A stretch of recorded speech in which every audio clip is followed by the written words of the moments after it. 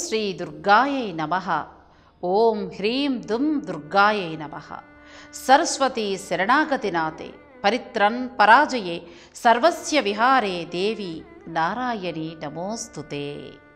ఓం శక్తి ఓం, ఓం శక్తి ఓం, ఓం శక్తి ఓం అనే నానుడి మన నరనరాల్లో జీర్ణించుకుపోయిన మన తనువు, మన శరీరం, మన ఆత్మ మమేకమై ఉండేలా చేయగల ఆ మహాశక్తి అమ్మవారి గురించిన శ్రవణంలో కృతభాగం ద్వారా అడుగుపెట్టిన మనం అసలు ఆ మహాప్రచండ శక్తి అమ్మవారి గురించిన విశ్లేషణను ఇంకా అమ్మవారి దివ్యాశిస్సుల్ని పొందడానికి చేయని పూజా క్రతువు లేదు, చేయని హోమము లేదు, యజ్ఞము లేదు, యాగము లేదు. ఇవన్నీ అమ్మ నిజంగా చూస్తుందా? మనల్ని దీవిస్తుందా? స్వర్ణ మణిమయ ఖచ్చితాలంకృతమైన మణిమయ మండపాల మీదుగా ఊరేగే అమ్మవారు నిజంగా మన నుండి కోరేదేంటి? మణుల, మాణిక్యాల, జాతిరత్నాల, ధనమా, ధాన్యమా, లేక భోగభాగ్యాల? లోకం మొత్తాన్ని సృష్టించిన అమ్మవారు ఇలాంటి వస్తువుల మీద ఆశపడతారా? సామాన్యులమైన మనం చేసే సొబగులు, మనం చేసే అలంకరణలు, మనం చేసే పూజా క్రతువులు, మనం చేసే భోగభాగ్యాల నైవేద్యాలంకృత మహిమాన్వితమైన సొబగులు ఇవన్నీ అసలు అమ్మవారికి ఎలా సరిపోతాయి?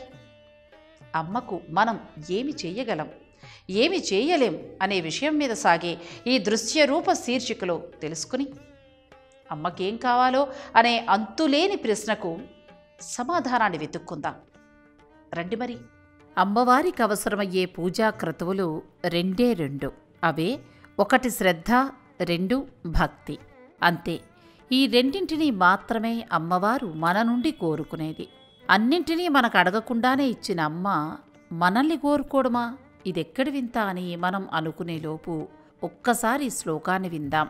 సర్వమంగళమాంగళ్యే శివే సర్వార్థ సాధికే శరణ్యే త్రయంబకే గౌరీ నారాయణి నమోస్తుతే. ఈ శ్లోకానికి అర్థం సర్వమంగళకారకాలను సక్రమంగా జరిగేలా చూసే మాంగళ్యవతి అమ్మ. శివకార్యం అంటే లోక కార్యక్రమాలను సరైన దారిలో నడిపించి అన్ని పనుల్లోనూ శాంతిస్థాపనే పరమావధిగా ఉంటూ లోకాలకు ఎలాంటి చేటు చేయకుండా ఉండి మన విశ్వశాంతికి పూనుకునుండే సర్వశ్రేష్ఠ ఓంకార స్వరూపిణి అమ్మవారు. నీవు మా అమ్మవు, మా ఉనికికి కారణం నీవే తల్లి. నీవు లేనిదే అనంత విశ్వం లేదు, అఖిలాండకోటి బ్రహ్మాండాలు లేవు, చివరకు అన్నింటికీ కారణమైన శూన్యం కూడా లేదు. నీకు శరణం త్రయంబక గౌరీమాత, ఆ నారాయణ కార్య తల్లి నీకు వేల కోటి వందనాలు అని పండితులంటే ఏమీ తెలియని అజ్ఞానంలో కూడా నీకు దండాలు తల్లి అని ఆటవిక మానవాళి సైతం నీకు చేతులెత్తి నమస్కరిస్తున్నారు అంటే నీ గొప్పతనం అనన్య సామాన్యం ఓ లలితామాత అని కీర్తించిన ఆ శ్లోక సారాంశం సాక్షిగా అమ్మవారికి మనం ఏదైనా ఇచ్చేంత లేదా చేసేంత వారము కాదు అని మనం అర్థం చేసుకోవాలి.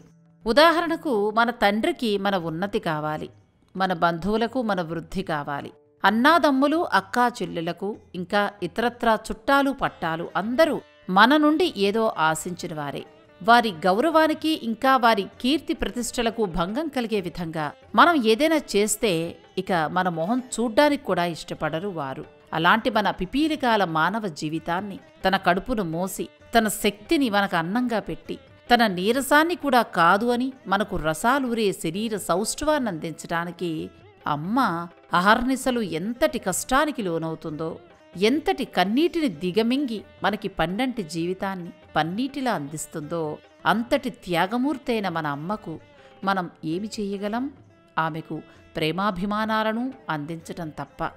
తండ్రి కన్నా గొప్పవాడుంటాడు కాని తల్లి కన్నా గొప్పవాళ్ళుంటారా అని గర్జించిన ఎందరో మహానుభావుల సాక్షిగా మనం ఆ అమ్మకు చేయగలిగే వినమ్రమైన నమస్కారం తప్ప ఆ తల్లికి మనం ఇంకేమీ చెయ్యలేం.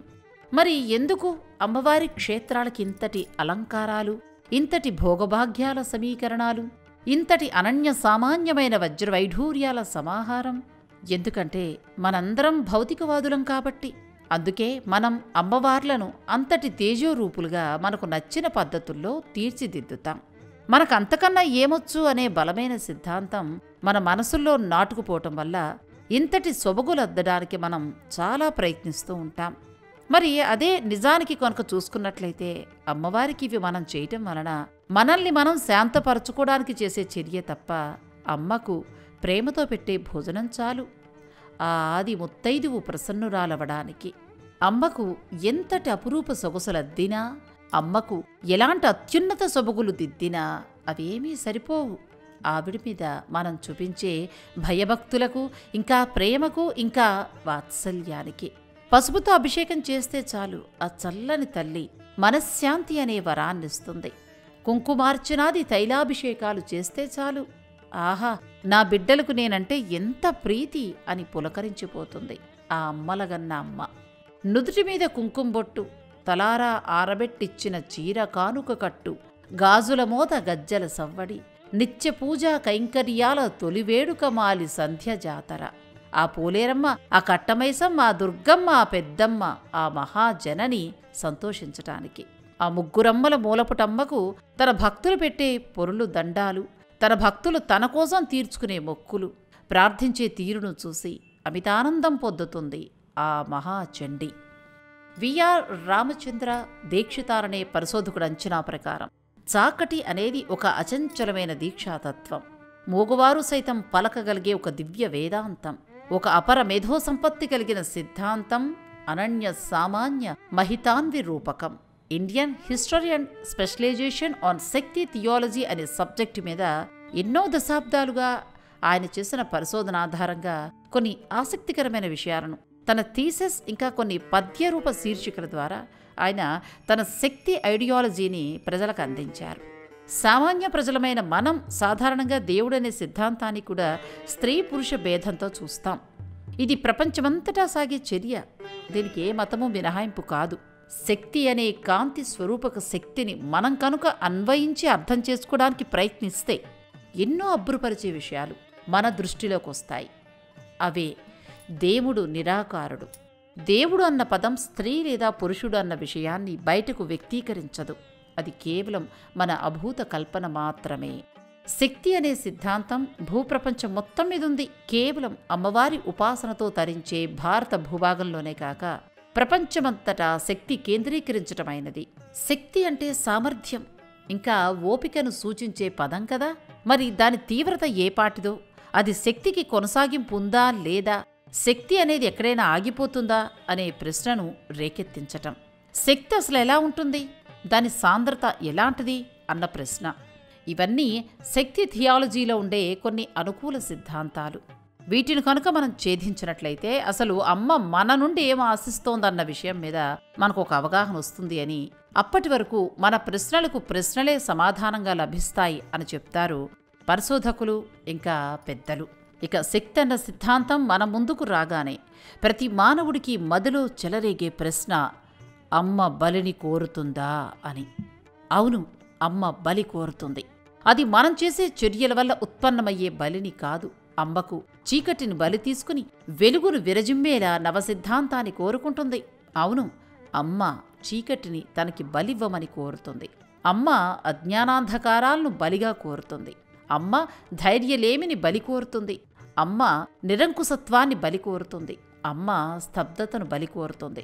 ఇవి అమ్మ బలి కోరే అంశాలు. కాని ఆటవిక సామ్రాజ్యం ప్రేరేపకాలతో అమ్మకిచ్చే బలి అనే సిద్ధాంతాన్ని ఇంకోలా అర్థం చేసుకుని మనం జంతువులను ఆమెకు బలివ్వడమనే ఆచారాన్ని మనకు మనంగా సృష్టించుకుని ఆ మహిషాసుర మర్ధినికి మాంసాన్ని నైవేద్యంగా, తాటికల్లును ఇవ్వడం ఒక పరిపాటిగా, ఒక ఆచారంగా మార్చేసుకున్నాం. కానీ ఇక్కడ మనం ఒక విషయాన్ని గుర్తుపెట్టుకోవాలి. ఆమె ఎవరు? మన తల్లి. కనుక బిడ్డ తల్లికి ప్రేమగా పెట్టిన దాన్ని ఆవిడ స్వీకరిస్తుంది. కనుక అమ్మ గొప్పతనాన్ని ఇలా చాటుకుంటుంది. అయ్యో, తన బిడ్డ తన కోసం తెచ్చిన ఆహారాన్ని, పానీయాన్ని నేను స్వీకరించకపోతే నా బిడ్డ చిన్నబుచ్చుకుంటాడు, అమ్మ నన్ను ఆదరించట్లేదు అని అపార్థం చేసుకుంటాడు. అయ్యో, ఇప్పుడు ఎలా అని అనుకునే తరుణంలో అమ్మ మనం పెట్టే నైవేద్యాలను స్వీకరిస్తారు తప్ప ఆమెకు బలి అనేది ఎక్కుతుంది. ఆమెకు మనం ఇంతకన్నా ఏమి చేయలేమనే విషయానికి తెలుసో తెలియకో మనందరం కారణమవుతున్నాం. ఇది ఒకరిని కించపరచడానికో లేదా వారి వారి వ్యక్తిగత భావజాలాన్ని దెబ్బతీసే విధంగా మాట్లాడడం కాదు అని మనం ఇక్కడ గమనించుకోవాలి. ఇది ఖచ్చితంగా విజ్ఞతతో ఆలోచించాల్సిన విషయం. అమ్మ కోరికల్లా ఒక్కటే, తన బిడ్డలకు ఎలాంటి ఆపద రాకూడదు. తన చల్లని చూపు వారిపై ఎప్పుడూ ప్రసరిస్తూనే ఉండాలి. తన కోపాగ్నికి సాక్షాత్ త్రిమూర్తులు సైతం తాళలేరు కనుక అల్ప జీవకోటి మొత్తం ఆమె కృపకు పాత్రులవ్వాలని, నా బిడ్డ సంతోషంగా ఉంటేనే ఈ లోకం సంతోషంగా ఉంటుంది అని ఆలోచించే ఒక వసుధైక సిద్ధాంతానికి ప్రధాన సాక్షి అమ్మవారు కనుక అమ్మకు ఈసారి పూజాధికారులు నిర్వహించేటప్పుడు మీ దగ్గర ఏ ఉన్నా లేకపోయినా శ్రద్ధ, భక్తి, ఆసక్తి, ప్రేమ, ఇంకా ఇతర జీవులపై కరుణ మాత్రం ఉండేలా తప్పక చూసుకోవాలని మనకి వివరంగా చెప్తోంది ఈ విశ్లేషణ. వచ్చే శీర్షికలో మీరందరూ ఎంతో ఆసక్తిగా ఎదురుచూస్తున్న శక్తి పీఠాల గురించిన విశ్లేషణ గురించి తెలుసుకుని తరిద్దాం. అనంతమైన ఆ అమ్మ శక్తిని తెలుసుకోవడంలో మానవులమైన మనమెంత? అమ్మ అనుగ్రహం పొందడానికి బంగారు నగలు, మణులు, మాణిక్యాలు, పట్టుచీరలు, నైవేద్యాలు, ఒకట జంతు బలులతో సైతంగా ఎన్నో ఇచ్చి ఆ అమ్మ అనుగ్రహం పొందాలని తాపత్రయపడిపోతూ ఉంటాం. కానీ అమ్మ తన చల్లని చూపుతో సమస్త జీవకోటి సంతోషంగా, ఆనందంగా ఉండాలి అని ఆశిస్తూ ఉంటుంది. అమ్మ అనుగ్రహాన్ని పొందడానికి కేవలం శ్రద్ధ, భక్తి ఉంటే చాలు. తల్లి మెచ్చుకునేలా చేయటం కోసం అలంకరణ సామాలు అవసరం లేదు.